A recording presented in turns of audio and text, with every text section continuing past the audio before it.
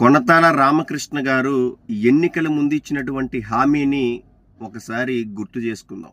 మనకి ఇక్కడ Anakapalli sugar factory ఒకటి ఉంది. మూతపడిని తెరిపేస్తామని నేను చెప్పను కానండి, కానీ దానికి ప్రత్యామ్నాయంగా మీకు చెరుకు పండించే రైతుల్ని అందరినీ ముందుకు తీసుకొచ్చి చెరుకు తోట వేస్తే వాళ్ళు వేయించి ఇథనాల్ ప్రాజెక్ట్ ఒకటి పెట్టాలని 120 కోట్ల రూపాయలతో చేయాలని అనుకుంటాం. ఇథనాల్ ప్రాజెక్ట్ పెడితే ఇక్కడ చెరుకు రైతుల్ని ఆదుకోగలుగుతాం అనేటువంటి ఆలోచన అయితే ఉంది. డెఫినెట్ గా ఇథనాల్ ప్రాజెక్ట్ అయితే ఈ అనకాపల్లి జిల్లాలో ఒకటి ప్రారంభిస్తాం. సార్, మీరు ఇచ్చిన ఇథనాల్ ఫ్యాక్టరీ హామీ ఏమైంది?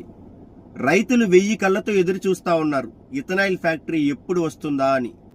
ఇథనాల్ ఫ్యాక్టరీ ప్రణాళిక నిజంగానే సిద్ధం చేశారా? ఫ్యాక్టరీ ఎప్పుడు ప్రారంభిస్తారు, ఎక్కడ ప్రారంభిస్తారు అనేది స్పష్టత ఇవ్వండి.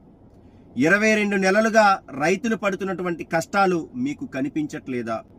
రైతులు వలసపోతున్నటువంటి పరిస్థితి, సాగు భూమి ఎడారిగా మారుతున్నటువంటి పరిస్థితి, ఒకానొకప్పుడు 10 మందికి ఉపాధినిచ్చే రైతులు ఈ రోజు వలసిపోవడం అంటే నిజంగా బాధాకరమైనటువంటి విషయం.